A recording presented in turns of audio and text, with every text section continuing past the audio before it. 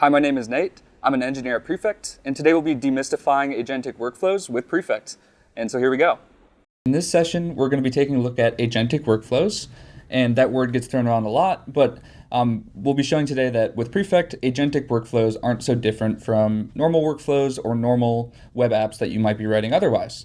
So let's take a look at the implementation of a Slackbot that can do some things for me. And in the background, we're going to be using Prefect to basically instrument our agent and make sure that we can see everything that it's doing. So let's first take a look around and say, to start, let's just say, hey, let's see if Marvin responds.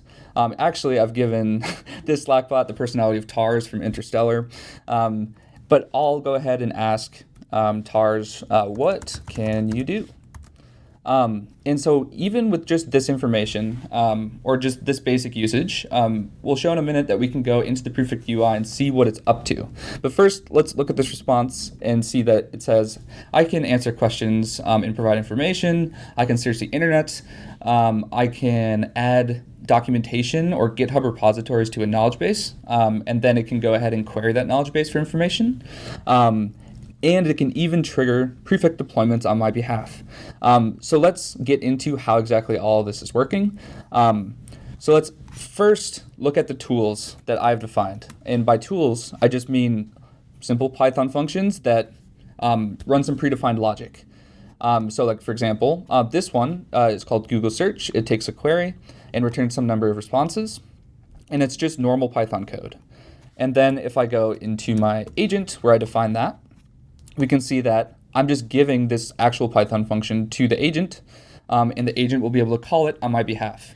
The details of how this agent does this is not the focus of this video, but suffice to say that Pydantic AI, or a framework like Control essentially is a big while loop that you can shove a message in, and the AI can churn and call tools until it feels like it's generated an appropriate response. And so that's what's going on here. Essentially, I'm using Pydantic AI to do this. And that's where it's getting this knowledge of these tools from. And so each time that it calls a tool, we can go into the Prefect UI and we can say, oh, it looks like we handled a Slack message. And what happened as a part of handling that message? In this case, not much, because it just told me what exactly it's capable of doing. But we do see that we have this nice little artifact here. That we can inspect and see. It's basically just all this information that went into the response. So like it generated a response in this channel. Here's the prompt. You're Tars from Interstellar. And what can you do? It said the same thing that we saw in Slack. Okay, so let's try something a little bit more interesting. I could say like what is the weather in DC today? Because I happen to be in DC. So we should go into the UI now, and we'll be able to see that it's actively handling a Slack message. And if we pop this open, we'll see that it executed a Google search. So let's go back to Slack. Hopefully it responded by now. And it says, mostly cloudy skies, partly cloudy after midnight. Yeah, it's cold. It's suffice to say it's cold. Okay, so it can use Google. It used Google to get the weather. And let's show the second interesting aspect that Prefect makes easy here. And thus far, all we've been doing is effectively we have this little fast API app, and we're just backgrounding a Prefect flow. No deployments, no remote infrastructure. We're just running this Prefect flow in the background using async IO. But we can also use the Prefect event system to basically inspect all the things that our agent is doing, and then either reactively or proactively respond to these events that are occurring. And so what do I mean? How does this look? If I go into my API, we'll see that I have this lifespan definition, which if you're familiar with Fast API, you'll know that we can define this context manager that just allows you to do stuff before you start your app and after your app has stopped. And so in this case, what I'm doing is I am creating a task in the background that is listening for events.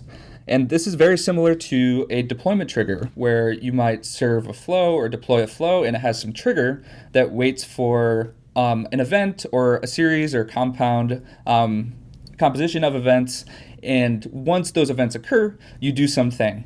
And this is very similar to that, except I am just tapping into the fire hose of events manually. I am saying, give me an event subscriber and give me every event that ever occurs. And now I can just write logic, like if statements, to say, hey, if someone liked a Slackbot response, like for example, let's go ahead and like this. And if we look at this logic that we have here, we're saying that if the event is that someone liked a message from the Slackbot, then we can respond to that in some way. And in this case, all I'm doing is sending a message back that, like, hey, I got this feedback. But alternatively, you'd be totally free to do this other thing that I was experimenting with. Oop, we had a late Slack message coming in here. But which is to basically read the Slack thread and then create a summary of the Slack thread that led up to the good user feedback, and then save that interaction so that we can reference it later. Because the user said this was helpful to me, we might want to save that and then use that in future interactions. So that's just one example of how we can use the event system. Let's show one more example of how we can use the event system. I have a hint already here, but essentially what I am doing is I say, hey hey TARS, can you trigger some deployment that I've already defined? And so somewhere else, I've served a flow, but you could run this on remote infrastructure using a work pool and all that. But essentially, I'm saying, hey, Marvin, go run this deployment for me with these parameters. And what should occur is that we're reading these events in. And I might have a network issue, but this will work in general. I'm streaming this event, and when I see a Prefect flow run completed event that is tagged with AI triggered, then I should send a message and say, hey, your flow run was completed. And so there's like the triggering that occurs in the tool call, and then there's the streaming events that represents my desire to react to events that are occurring. Okay, so let's just recap and talk about what is all going on here. So we have a fast API application with two endpoints, just a simple help check and a post chat endpoint that receives app mentions from Slack. And so when I tag Marvin or TARS from Slack, it is able to enter this while loop. And this is where the agentic stuff is happening, where the AI decides to use these predefined bits of logic to call tools if it seems relevant. And once it's done, it will compose a final response based on all the context it's gathered from those tools and send a message back to me in Slack. And every step of the way, we can see exactly what is happening, including other work that the AI might trigger on my behalf, and then asynchronously come back and notify me that it's done. One more fun example, and I'm going to say, hey, Marvin, I have a blog. Can you ingest my blog?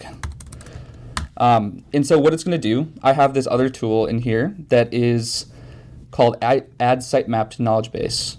And so because I gave it the sitemap URL, it should be able to just go scrape using predefined logic my entire blog. I've successfully ingested your blog. Nice. So that means all my documents from my blog are living in a vector store now, and now I can just directly ask questions about it. So I can say, isn't there one about Zig? And if you don't know, Zig is a systems programming language that I've been really interested in lately. It's pretty new and buggy, but it's a lot of fun. So I wrote a blog about it, and it says, yes, there is indeed a post about Zig, and I can read it here if I want to.